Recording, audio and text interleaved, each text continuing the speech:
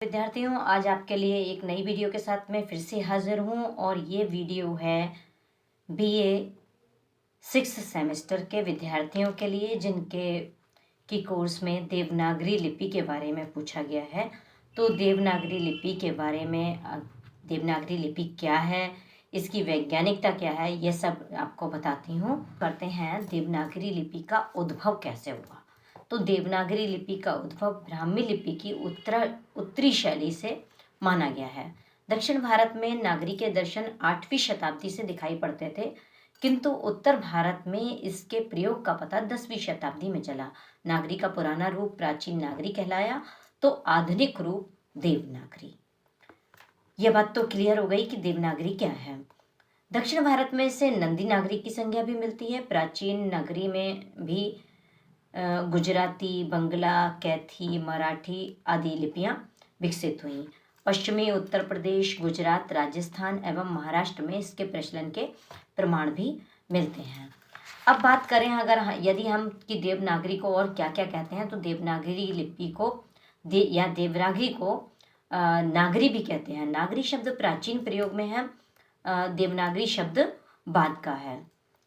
तो जो देवनागरी है उसका नामकरण किस आधार पर हुआ, तो जो कुछ उपलब्ध आधार हैं वो आपको बताती हूँ। सबसे पहला आधार है कि नगरों में प्रचलित होने के कारण इस लिपि को नागरी कहा गया। नगर से नागरी बन गया और नागरी से देव शब्द जुड़कर देवनागरी हो गया। नागरी में देव शब्द जुड़ने का कारण भाषा वैज्ञानिक तर्क देते हैं कि देव भाषा संस्कृति के लिए, यानी देव भाषा संस्कृत के लिए नागरी लिपि का प्रयोग किया जाता था, इसलिए इसका नाम देवनागरी पड़ा। अन्य कारण यदि देखें तो देवनगर अर्थात काशी में प्रचलित होने के कारण इसे देवनागरी नाम दिया गया। गुजरात के नागर ब्राह्मणों द्वारा प्रयुक्त होने से इसका नाम नागरी पड़ा। तो ऐसे बहुत सारे तर्क मिलते हैं। जैसा अभी पहले भी कहा मैंने कि दक्षिण भारत में इसका नाम नंदी नगरी होने के कारण इसका संबंध किसी नंदी नगर नामक राजधानी से जोड़ा गया। एक मत यह भी है कि पाटलिपुत्र को पहले नागर और चंद्रगुप्त द्वितीय को देव कहा गया, उन्हीं के नाम पर इस लिपि को देवनागरी कहा गया। डॉक्टर धीरेन्द्र वर्मा के अनुसार यदि हम माने तो मध्ययुग के स्थापत्य की एक शैली का नाम नागर था, जिसमें चौकोर आकृतियां होती थीं। इधर नागरी लिपि के अधिकांश अक्षर भी चौकोर होते हैं। इसी आधार पर इसे नागरी यह सम्मान देने के लिए देवनागरी लिपि कहा गया।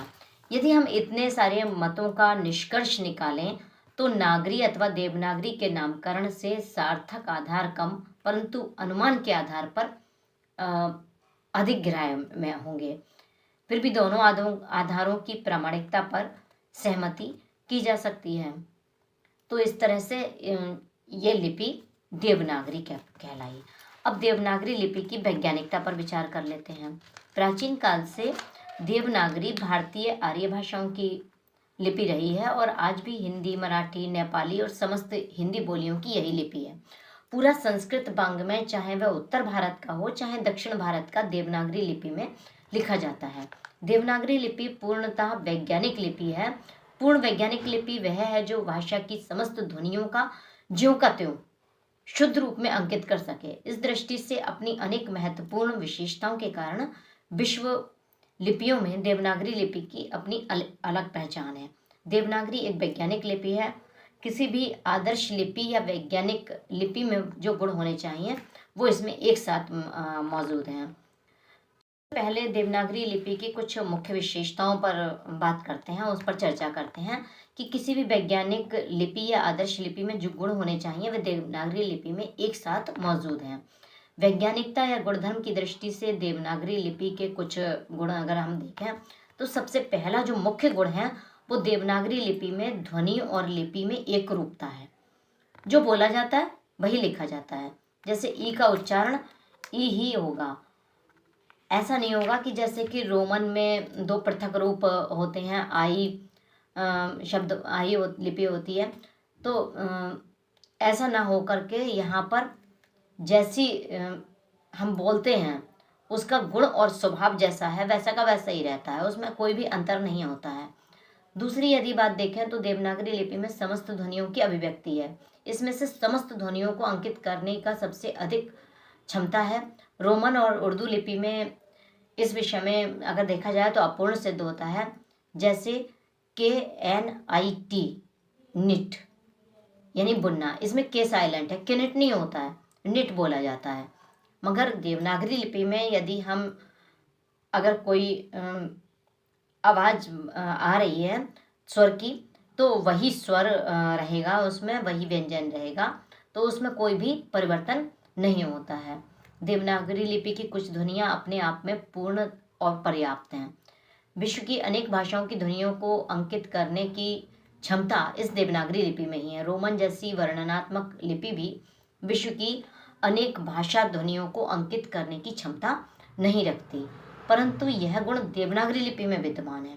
रोमन लिपि में खा, छा, ठा, था, फा आदि महाप्राण ध्वनियाँ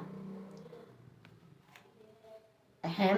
तो इस तरह से जो है, जैसे हम बोलते हैं वैसा का वैसा ही लिखते हैं और वैसा का वैसा ही कहते हैं। देवनागरी लिपि में ध्वनि प्रतीकों के क्रम वैज्ञानिक हैं। इसमें सप्तवर्गीय व्यंजन इस बात का प्रमाण है, जैसे कंठ, तालव्य, मूर्धन्य, दंत, ओष्ठ, अंतस्थ एवं ऊष्म, ये 7 सप्तवर्गीय व्यंजन हैं। देवनागरी लिपि में उच्चारण स्थान और उच्चारण प्रयत्न की दृष्टि से प्रत्येक ध्वनि का सार्थक विश्लेषण पूर्णतः संभव है। देवनागरी लिपि की वर्णमाला का वर्गीकरण पूर्ण वैज्ञानिक है।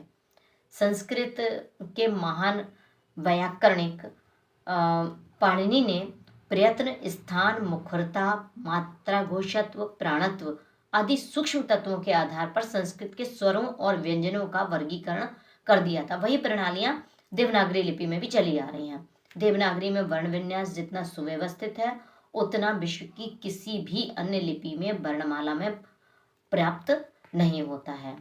नागरी लिपि सीखने में सरल है। एक ध्वनि के लिए एक ही लिपि चिन्ह है। न रोमन की तरह दोनों बड़े दो रूप अलग अलग होते हैं, उस तरह से नहीं है।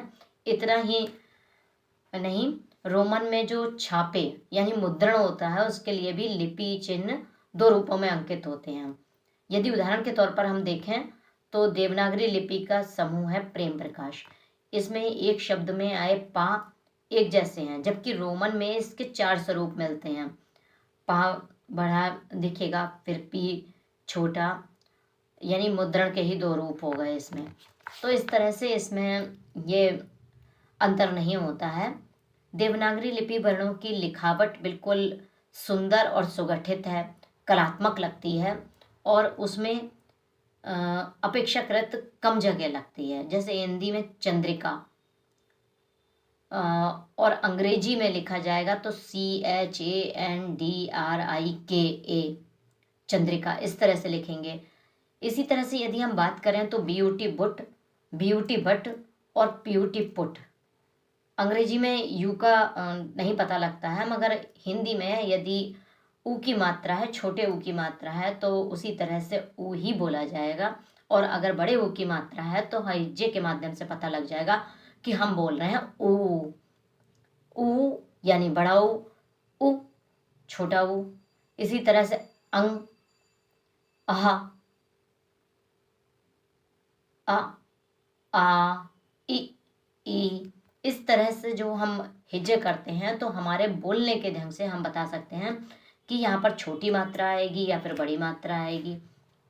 देवनागरी लिपि कंप्यूटर युग में छपाई के लिए भी सबसे उपयुक्त समझी जाती है। इसमें शिरोरेखा, मात्रा, संयुक्त अक्षरों के कारण कुछ अवरोध हो सकते हैं, मगर जो प्रिंटिंग व्यवस्था है उसमें भी बेकमी दूर हो जाती है। तो यदि इस हिसाब से देखा जाए तो देवनागरी लिपि में ये बहुत सारे गुण हैं। देखिए, कोई भी चीज़ में यदि गुण होते हैं तो कुछ दोष भी होते हैं, तो ऐसे बहुत से दोष नहीं हैं, मगर हाँ कुछ दोष हैं। जैसे कि इसमें रा जब बोला जाता है तो रा नीचे भी लग जाता है, रा ऊपर भी लग जाता है, रा इस तरह से भी लग जाता है, तो कई तरह से उसमें रा आते हैं। तो बस वहाँ पर थोड़ा सा भ्रम वाली स्थिति हो जाती है। या फिर जब हम माँ लिखते हैं और भा लिखते हैं तो ऊपर डंडा जब लगा देते हैं, शिरोरेखा लगा देते हैं, तो वहाँ पर थोड़ा सा अंतर आ जाता है। तो ऐसी छोटी मोटी कठिनाइयाँ यानी छोटी मोटी त्रुटियाँ तो हर भाषा में हैं ही। या फिर जो है लिपि चिन्ह में जो है थोड़ा सा भ्रम हो जाता है, जैसे कि कोई रव लिख रहा है तो अगर उसने रा को मिला दिया तो वो खा दिखाई देने लगता है। तो रवाना और खाना उसमें थोड़ा सा अंतर वो नहीं हो पाता है। इसी तरह से यदि देखा जाए तो देवनागरी में वर्णों को संयुक्त करने की कोई निश्चित पद्धति नहीं है। कभी वर्णों का संयोग आमने सामने हो जाता है जैसे चक्का, और कभी नीचे होता है जैसे पट्टा। तो और कभी कभी कोई वर्ण अन्य वर्णों के ठीक माथे पर आके बिरज जाता है, मतलब जैसे मैंने बताया कि रा ऊपर लग गया तो कर्म हो गया। या फिर जो है गिरह और गृह, इन दोनों को जैसे ही हम रा लगाते हैं हमारा अर्थ बदल जाता है। यानी बस अगर इसमें जो लेर है उसका कोई उपयोग नहीं है, तो कुछ चीज़ों को हटा भी दिया गया है आजकल के उसमें। मगर वैसे देखा जाए तो इसमें कुछ सुधार किए जा सकते हैं, जैसे कि जहाँ पर कि कुछ स्वरीय मात्राओं की आवश्यकता नहीं है उनको थोड़ा सा जो कम प्रयोग हो रही हैं उनको हटाने का प्रयास भी किया जा सकता है। तो इस तरह से करके हम अपनी देवनागरी लिपि को गुणों से युक्त मानते हैं, और देवनागरी लिपि हमारी अपनी भाषा, हमारी मातृभाषा, हमारी राजभाषा हिंदी की एक प्रचलित लिपि है। तो इस तरह से हमने आज देवनागरी लिपि के बारे में जाना। मैंने शुरू में बात कहा था कि BA 6 सेमेस्टर में यह प्रयोग हो रहा है, मगर 6 सेमेस्टर के साथ साथ देवनागरी लिपि आपका प्रयोग आपके MA के सेमेस्टर में भी प्रयोग हो रहा है। MA का जो प्रथम सेमेस्टर है उसमें भी ये आपके काम आने वाला है। और अगर ईयरली अगर आप लोग परीक्षा देते हैं तो ईयरली में MA में BA में सब में ये आपका टॉपिक आता है। तो ये देवनागरी लिपि किसी भी आपकी किसी भी कक्षा में आपसे पीछे नहीं रहेगा। यानी देवनागरी लिपि का बारे में जानना, उसके तर्कों को जानना, देवनागरी लिपि की वैज्ञानिकता को जानना आप लोगों के लिए हर कक्षा में उपयोगी है। तो कैसी लगी आपको ये वीडियो, ये ज़रूर कमेंट बॉक्स में बताइएगा, और कैसा समझ में आया तो मैं और अच्छे से आपको बताने का प्रयास करूँगी। मेरी वीडियो कैसी लगी लाइक, कमेंट और शेयर के माध्यम से बताइएगा। ज़्यादा से ज़्यादा शेयर करिए जिससे कि जिसको ये चीज़ की जानकारी नहीं है वो जानकारियाँ हो सकें। और मेरे चैनल को अगर आपने नए जुड़े हैं तो सब्सक्राइब ज़रूर कर लीजिएगा, जिससे कि आपको नई नई अपडेट आप लोगों तक मिलती रहे। नमस्कार।